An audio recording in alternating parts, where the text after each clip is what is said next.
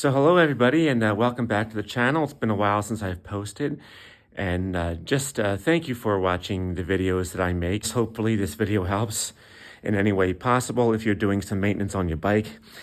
A very important thing to do periodically, at least once a year or once every couple thousand miles, is to clean and gap the spark plug. This is a very important thing to do to keep the motorcycle operating in peak power. So you want to keep it running as efficiently as possible. So here we have in the owner's manual, this is a 2018 XT, and this owner's manual is, as it says right here, I don't know what the year range is, but I think it's from 2010 to 2018. The spark plug gap is going to be, as it says right here.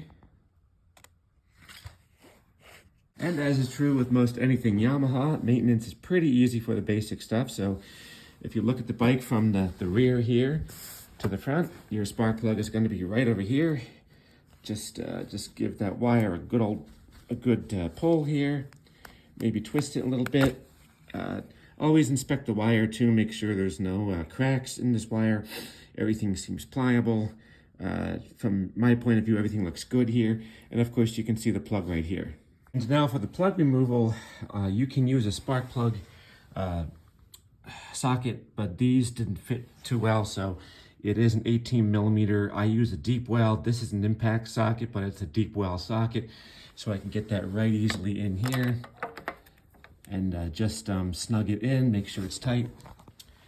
And of course, if you want to, you can use an extender and just snug that in nice and easily and give it a good little tug. This one was already a little bit loosened, so just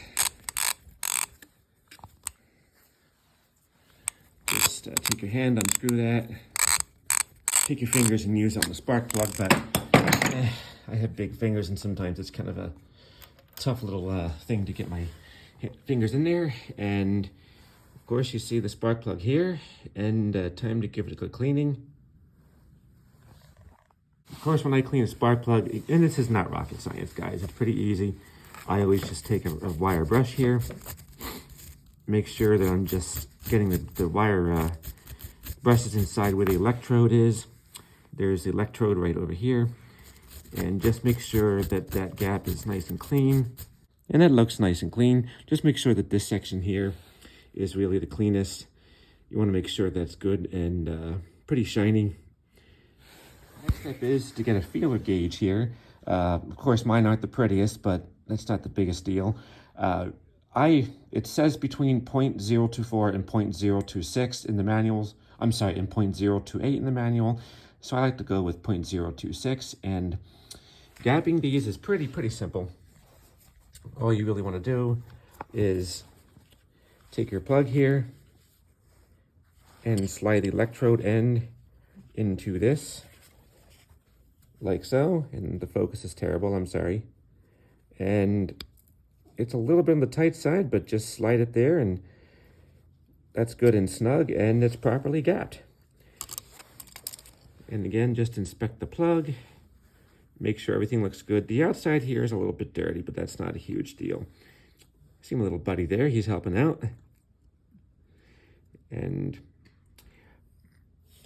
I'd like to give a good cleaning to the threads just to make sure that they go in very well. And of course, the next step is to just double check that I've done everything correctly. Okay, the gapping is correctly. I do like to tighten the torque out to the specifications here. The big reason is that this is a 250. This is a thumper. There's a lot of vibration going on when you're riding the bike. So it's easy for something like this to back out of for a spark plug to come loose and to back out of the hole. And that looks not the best, but it's okay. It'll seat properly for sure. And then just screw that back in. One of the things I've learned, and this is such a simple procedure, but one of the things I've learned, especially when you're dealing with Japanese metal like this, is that if you feel any resistance when you're trying to tighten these in, always take this plug back out and then reset it. You do not want to be forcing these to screw in, or else you could end up cross-threading, which could damage the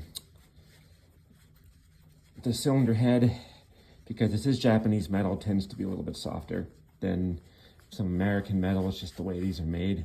So you always want to make sure that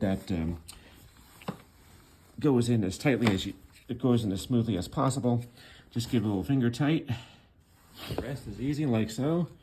Just put the setup on the spark plug and do a little click. Not the best angle, but you did hear that click. So tighten that until you hear that nice click, and then that's it. Final step I forgot to mention here. I always just take a little bit of WD-40 and just spray it right in there. Then shore it right up, make sure it's nice and tight. Always give it a good test, fire it up, and it should be good.